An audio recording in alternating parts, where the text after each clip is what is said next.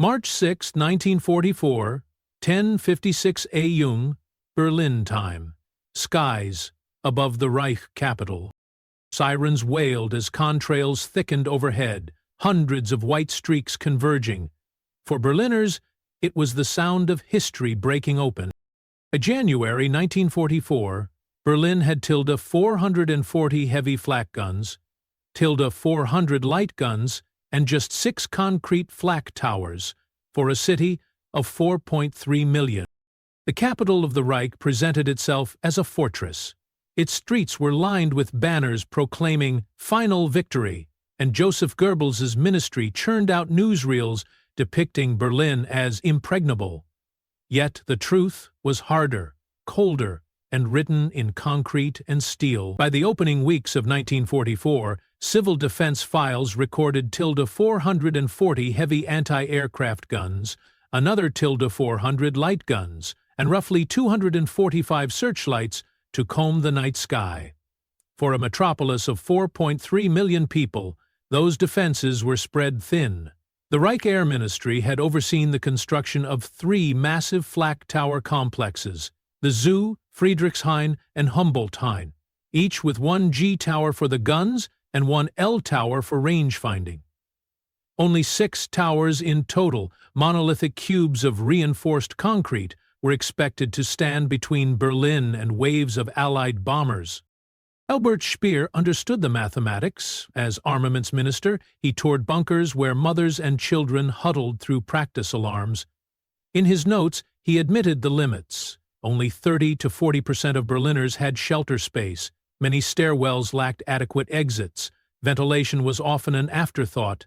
Civil defense reports from January 1944, paraphrased in police files, warned that overcrowding leads to suffocation risk and noted recurring problems of jammed doors. Speer, ever pragmatic, pressed for more shelters, but he knew concrete took time, and time was the one resource Germany no longer possessed.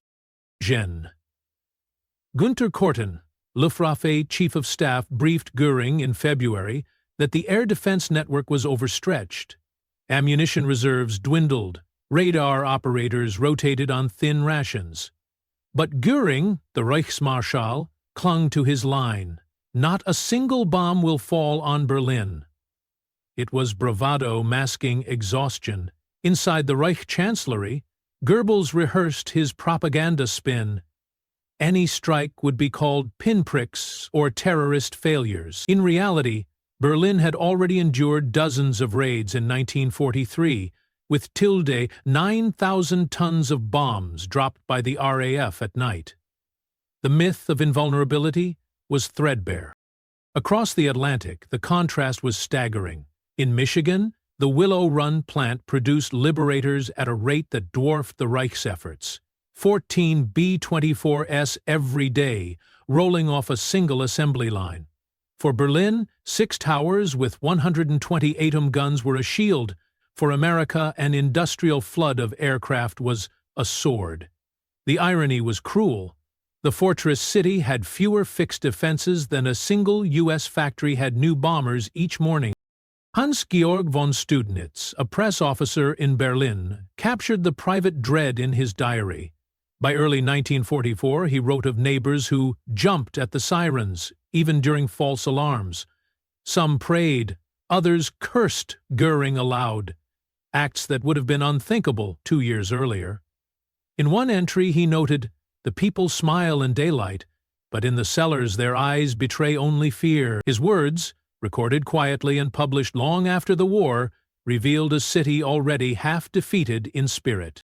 The myth of dozens of flak towers crisscrossing Berlin was a product of propaganda posters and post-war exaggeration. In truth, Berlin had only 3 complexes, 6 towers in all. They loomed huge in skyline photographs, so the impression spread that they were everywhere. But when measured against the vastness of the capital, they were scattered islands of protection. For every family who reached the zoo bunker, dozens more waited in basements, praying that their walls would hold. Berlin called itself a fortress. The statistics proved otherwise. The stage was set for the greatest test the city would ever face. Engines thundered so loud over East Anglia that farmhouse windows rattled before dawn. The sound carried for miles, an iron chorus of Wright's cyclones roaring to life in the chill air. On March 6, 1944, the 8th Air Force prepared its largest daylight push yet against the Reich's capital.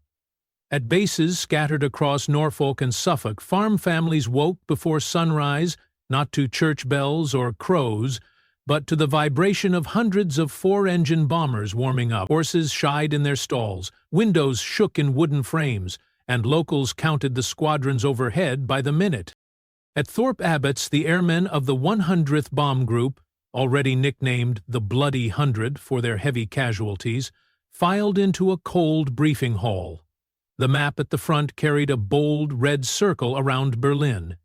General Jimmy Doolittle, now in command of the 8th Air Force, had lifted restrictive tactics just weeks earlier, freeing escort fighters to hunt rather than stick tight to the bombers. He pressed his staff.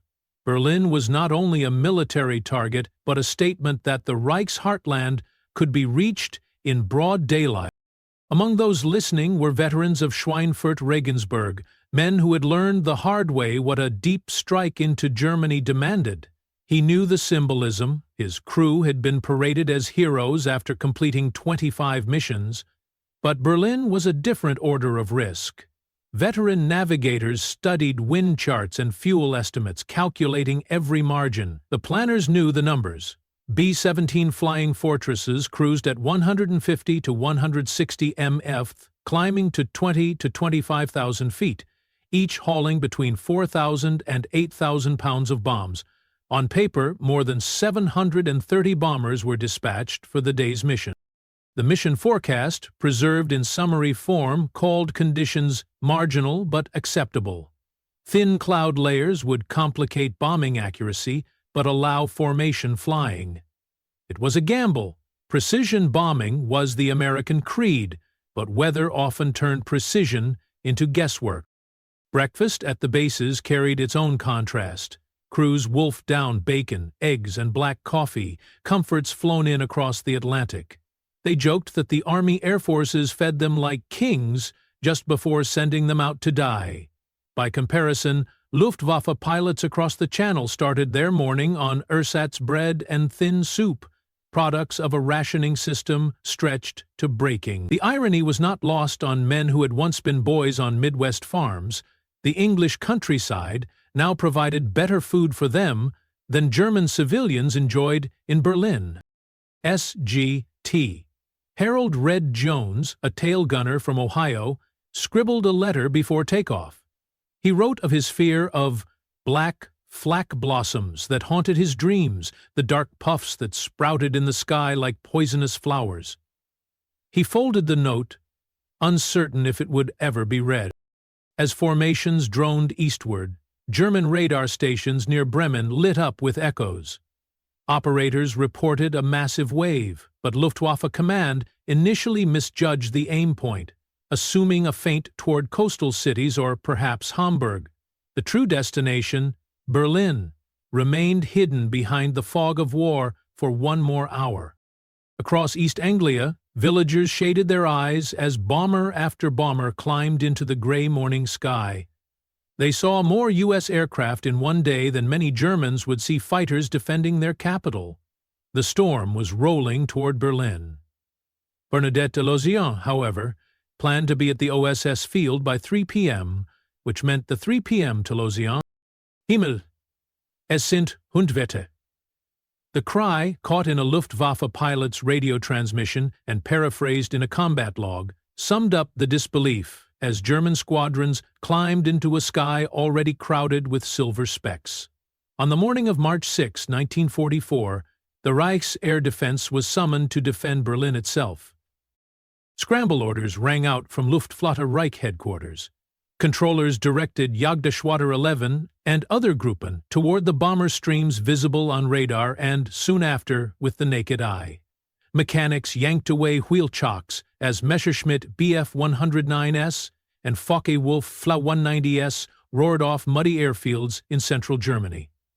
Exhaust smoke trailed across melting snow as pilots wrestled their underpowered fighters into climbing turns. At the top of the Luftwaffe hierarchy, Adolf Galland, General der Jagdflieger, pressed for maximum concentration. He had warned that piecemeal attacks would bleed his squadrons white, but by 1944, coordination was as much an aspiration as a reality. Fuel shortages, frayed communications, and the sheer tempo of American raids meant fighters often went up in dribbles rather than cohesive masses. In the cockpits were names that later surfaced in memoirs.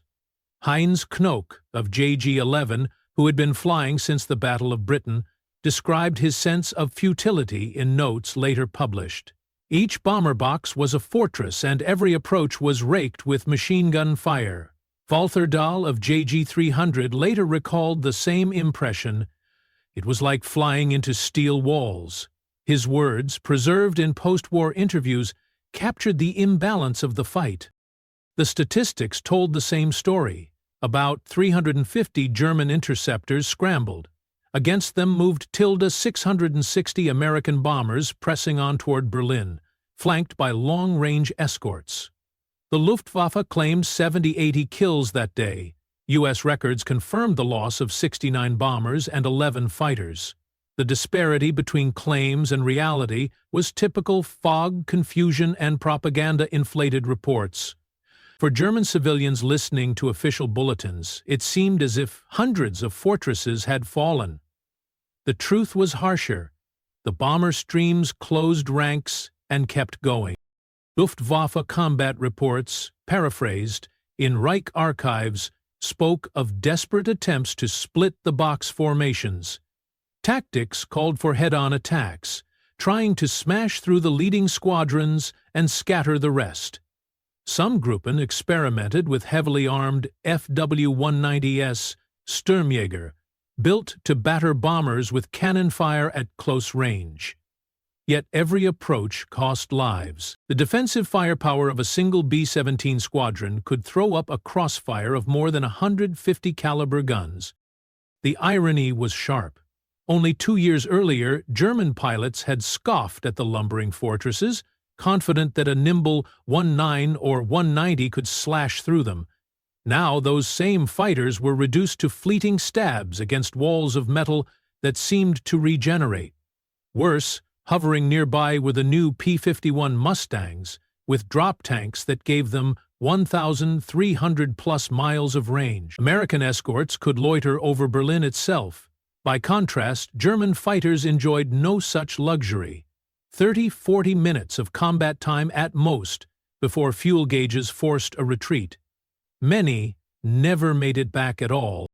The imbalance extended beyond tactics. American aircrew, hardened by losses but bolstered by replacements, pressed on with a sense of grim inevitability. Their courage was exemplified not only on this day but in earlier battles. Little William Lawley, flying a crippled fortress during the Leipzig raid on February 20, had refused to bail out, held his seat despite chest wounds, and saved his crew. He earned the Medal of Honor. His ordeal was not part of the Berlin mission, but his story circulated through the bomber force, reminding crews that survival was possible if they held formation and fought through. German propaganda blared that hundreds of enemy bombers had been destroyed in the skies over Saxony and Brandenburg. Photographs of burning wrecks were splashed across papers, yet U.S. records confirmed just 69 bombers lost. For every fortress that fell trailing smoke, 9 others pressed east. The myth of annihilation, crafted to reassure a battered home front, dissolved in the lived experience of Berliners who saw wave after wave arriving overhead. For the men in cockpits, like Schuck and Knoke, the war in the air had shifted irrevocably. Their world of duels and dogfights was giving way to industrial-scale air war, one they could no longer master. Every time they broke into the bomber stream, they were outnumbered, outgunned, and hemmed in by escorts. Galland, in his post-war reflections, admitted it plainly. The Reich was losing control of its own skies. The Luftwaffe had once dictated terms. Now it scrambled in desperation. The black crosses on their wings marked not predators, but men being driven into a fight they could not win. Shortly after 11 a.m., the first bombs fell on Alexanderplatz. The city center convulsed as the air raid sirens peaked. Thousands were already underground, cellars, railway tunnels, and the cavernous concrete of the zoo flak tower. But the clock marked a turning point. For the first time, an American daylight raid had driven straight into the heart of Berlin with massed force. Above, more than 660 bombers flew in disciplined boxes. From 20,000 feet, the crews could trace the city's avenues, the glint of the Spree River, the grid of tram lines, converging on Alexanderplatz. Bomb bays yawned open. A rain of iron followed, high, explosive ordnance to rip apart roofs and gas mains, and incendiaries to ignite what remained. The effect was immediate. Witnesses described walls erupting in brick dust, tramcars hurled across cobblestones, and passengers incinerated before they could reach the shelters. By day's end, estimates counted 600–800 dead and several thousand wounded.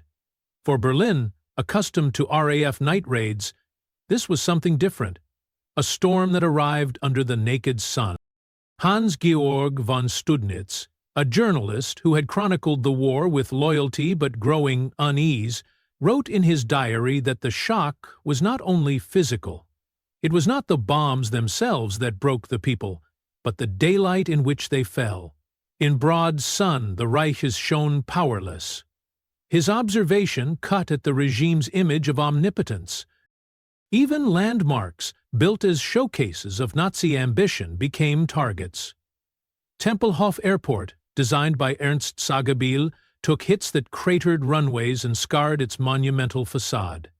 Across the city, the Siemens works burned. Fire brigades scrambled, but a Berlin Police Fire Service report, paraphrased in later archives, admitted, "Fires uncontrolled in Moabit." Crews were simply overwhelmed. All the while, the anti-aircraft guns fired in vain. Berlin's 440 heavy pieces pounded the sky, joined by hundreds of lighter batteries. Bursts peppered the air, black dots surrounding the bomber formations. Yet the fortresses plowed through. The defensive curtain could not reach bombers at 25,000 feet with enough density. Statistically, flak accounted for losses, but to civilians watching, the barrages seemed impotent. The irony was cruel. Only 2 years earlier, Reichsmarschall Hermann Goering had promised the Führer, "Not a single bomb will fall on Berlin." That boast became grotesque as Berliners emerged from basements into rubble-strewn streets, smoke hanging like curtains over their neighborhoods. For those underground, survival was intimate and harrowing. Dr. Elfriede Paul, a physician and clandestine resistor, recalled pulling children from smoke-filled cellars near Charlottenburg. She spoke later of blood-soaked bandages and the sound of collapsing beams overhead. Her double life, treating the wounded by day, resisting the Gestapo by night, made her a rare figure, bridging the civilian and underground struggles. In the bombers themselves, the emotional toll was complicated.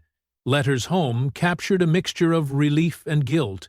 One waist gunner wrote, "I saw men jump from their chutes into the fires. I never thought Berlin could look like that.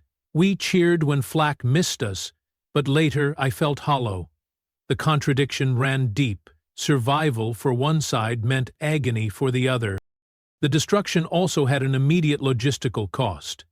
Transportation collapsed, trains halted as lines were severed, and, for 48–72 hours, rail traffic in and out of the capital stalled.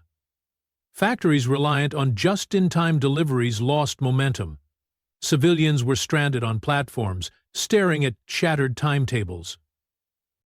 The Allied bombs carried a dual design: high explosives to open buildings, incendiaries to torch them. The contrast with Germany's defense was stark. Flak bursts were loud but fleeting, while American bombs left wounds in brick and flesh that lasted. For Berliners, the lesson was inescapable. The Reich's walls of concrete could not shield them. Yet it was not Hamburg. The Hamburg firestorm of July 1943 had consumed entire districts, killing more than 30,000 in a single week. By comparison, the March 6 Berlin raid caused heavy blazes, but not a single unified inferno. Cellars remained breathable, streets did not liquefy, and most casualties were from direct impact and collapsing structures. The myth that Berlin had suffered another Hamburg on that day was later corrected.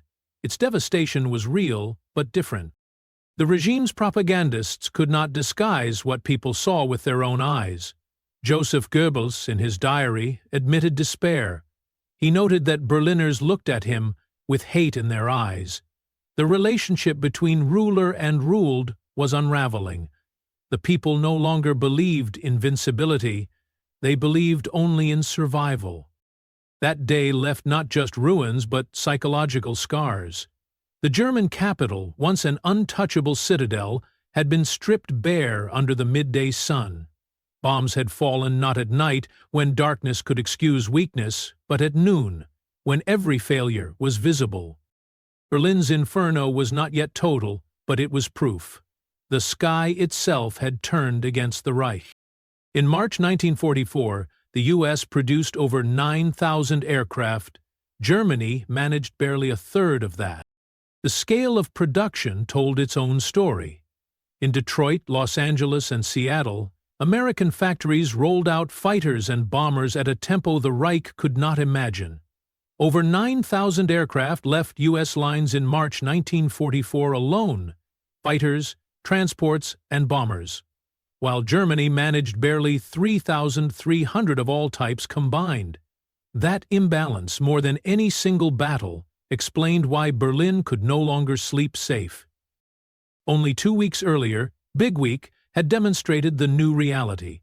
American daylight raids, joined by British night assaults, tore into key aircraft plants at Leipzig, Gotha, and Regensburg.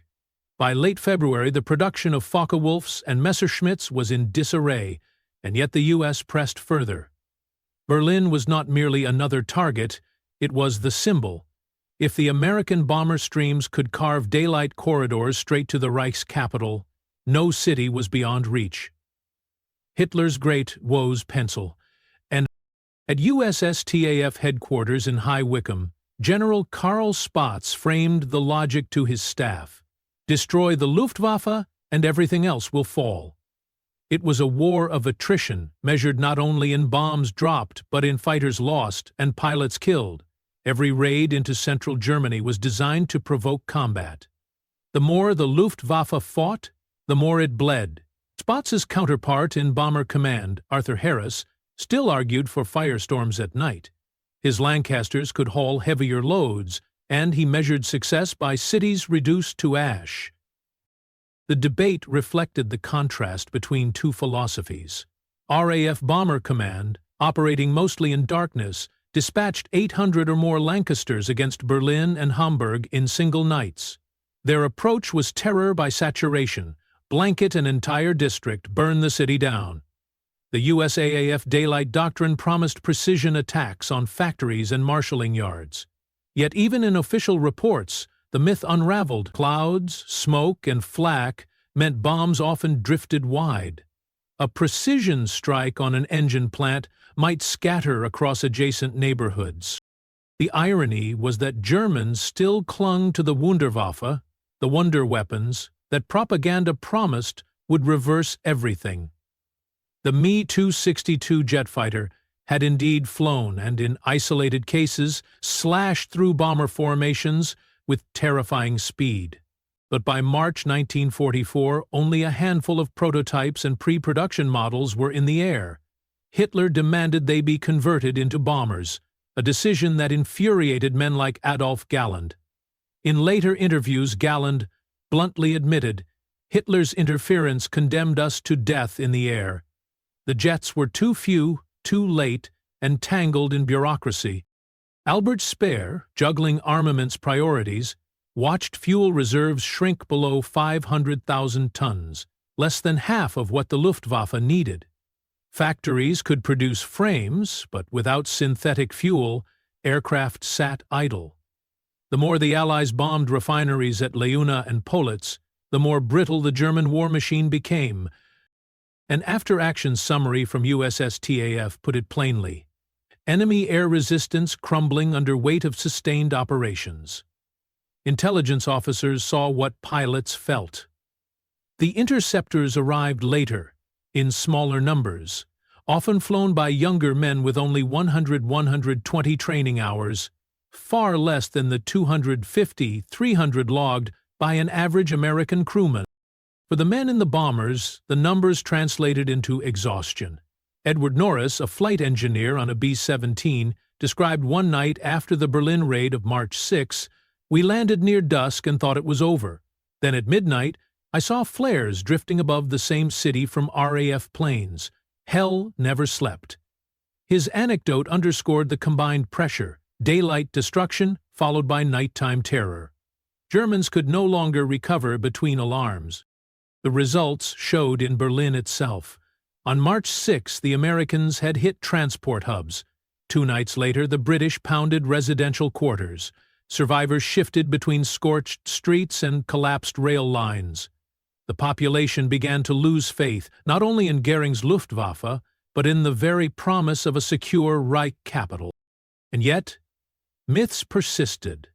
German radio claimed hundreds of bombers had been shot down.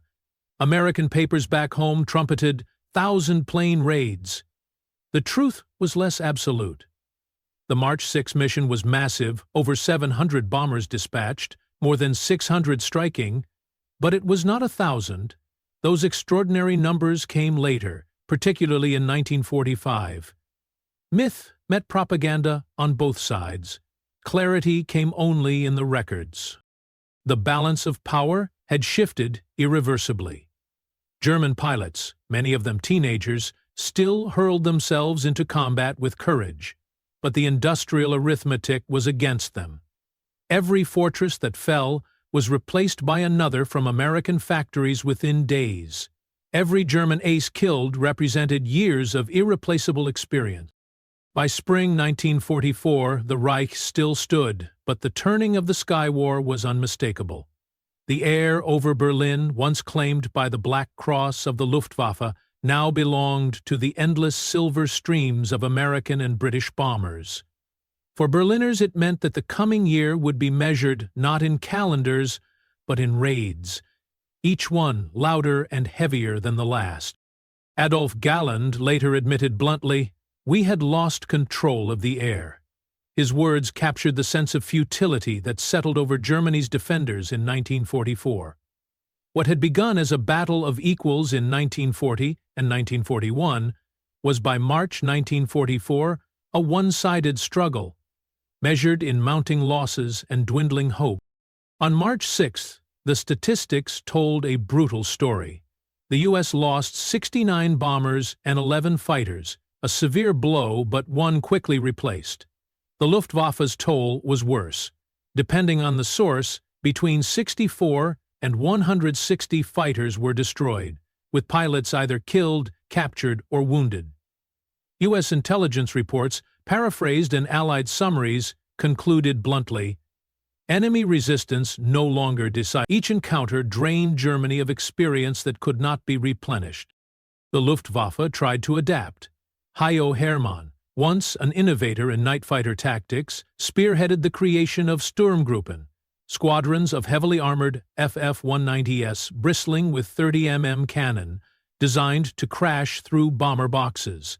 The concept was desperate and brutal. Crews were instructed to close to point-blank range, fire into fuselages, and, if necessary, ram the enemy. Training films urged self-sacrifice, appealing to the mythology of the knightly pilot defending his homeland. Yet the reality was bloodier. Sturmgruppen often lost half their number in a single encounter. Across the lines, U.S. fighters had evolved into a wall of protection.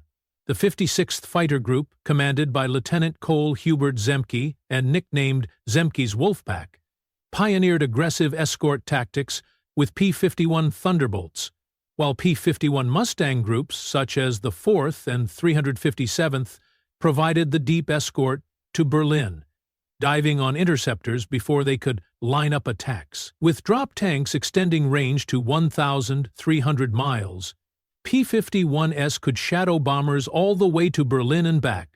By contrast, most German fighters had only 30–40 minutes of combat time once they reached the capital. Pilots often broke off mid-attack, low on fuel, while Mustangs prowled overhead for stragglers. The contrast was not only technical but psychological. American pilots trained with 250–300 flight hours before combat. German replacements by 1944 had barely 100–120.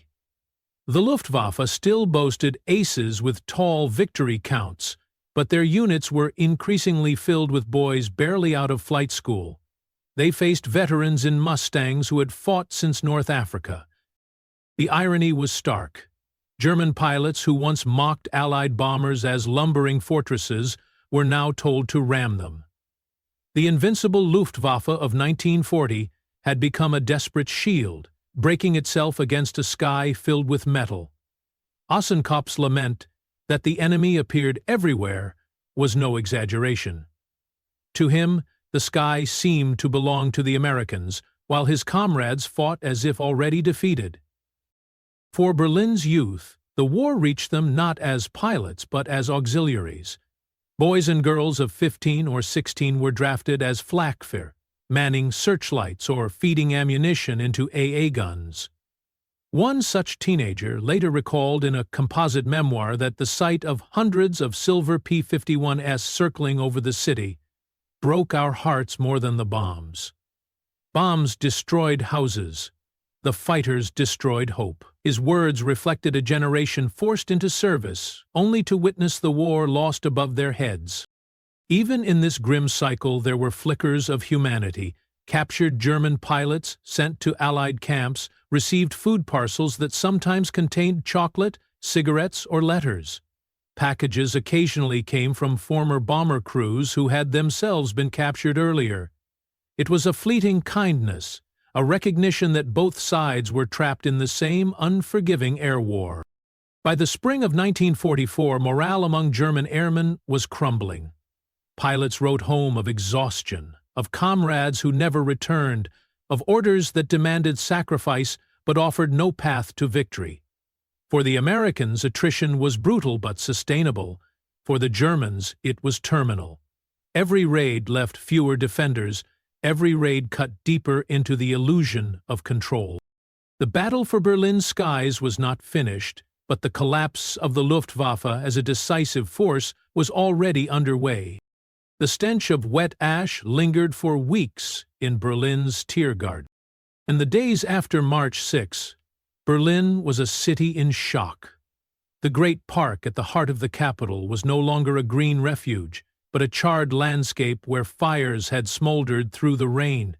Smoke seeped from basements, cellars filled with stagnant water, and the sour odor of burnt timber and plaster clung to every street. Utility crews tallied the damage. An engineering bureau report, paraphrased in later files, admitted bluntly, transport paralysis. With rail yards cratered and tracks twisted, the city's arteries seized up. For 72 hours, no trains entered or left Berlin. Power lines severed by bombs left large sections of the capital without electricity. Tens of thousands were suddenly homeless, their apartments splintered into piles of brick and beams. Families dragged what belongings they could salvage into parks and squares, cooking turnip soup in tin cans over open fires. It was an extraordinary irony. The 1,000-year Reich, proclaimed as eternal, was paralyzed in 72 hours by a single raid. Joseph Goebbels, charged with preserving morale, walked the ruins of Charlottenburg with photographers in tow. He declared the damage minor, insisting factories were already back in operation, but Allied reconnaissance photographs, circulated among planners in England and later published, showed entire districts gutted. The lie was transparent to Berliners themselves, who saw the rubble firsthand. As one survivor remarked bitterly, "We live in the ruins he calls victories." Inside the Berlin Zoo bunker, thousands crowded into chambers meant for a fraction of that number. The concrete had held, but the stench of sweat, urine, and extinguished candles lingered long after the all-clear. Children cried themselves hoarse, and parents whispered questions no propaganda could answer. How could this have happened? Where was Göring's Air Force? For Hans-Georg von Studnitz, the journalist who had once parroted official optimism, the raid hardened a private reckoning. In his diary he described queues at water pumps where men stood with hollow eyes, women with hair singed by fire, children clutching shards of bread as if they were treasure. Later his notes became testimony not of defiance, but of collapse, the inner record of a capital unraveling. The contrast across the ocean could not have been greater. In American cities, swing bands played in crowded ballrooms, and shop windows displayed nylons again after months of shortages. Soldiers' wives wrote of jitterbug dances, while Berliners boiled cabbage and turnip scraps over makeshift stoves. The gulf between abundance and deprivation was widening with every raid. Among the airmen, too, the war left memories that lingered beyond combat. Lieutenant William Lawley, who had become a Medal of Honor recipient weeks earlier for saving his crew over Leipzig, returned home after the war to Alabama. There he built a quiet civilian life, becoming a community leader and symbol of resilience. His journey from cockpit to peacetime leadership illustrated one side of the legacy, the ability to transform trauma into responsibility. Berlin survivors carried a different burden. They lived with scars, both visible and hidden. Children grew up remembering nights in bunkers and days scrounging among ruins. For many, their first knowledge of music was not dance tunes, but the mechanical wail of sirens. Their first experience of architecture was shattered walls. Von Studnitz's writings, circulated decades later, gave voice to this experience. He did not romanticize it. He described a population disillusioned with its leaders and robbed of illusions of invulnerability. Goebbels never stopped trying to spin the narrative. His diaries, written for himself, betrayed a darker truth. The people look at me with hate in their eyes. It was a rare admission that the regime had lost its bond with the public. In the end, the aftermath of March 6 was more than rubble. It was memory. Berlin had crossed a threshold. What had seemed untouchable was now demonstrably vulnerable. The raid proved that daylight, precision, and sheer industrial weight could breach the capital's defenses. It foreshadowed what 1945 would bring, not one raid but many, culminating in the destruction of nearly every district. Yet memory did not only harden despair. For some, like Lawley in America, it inspired civic service. For others, like von Studnitz in Germany, it preserved a record of collapse so that future generations could see through propaganda. In that sense, the aftermath was not just about ash, but about testimony. Out of the rubble came not triumph, but the resolve to remember.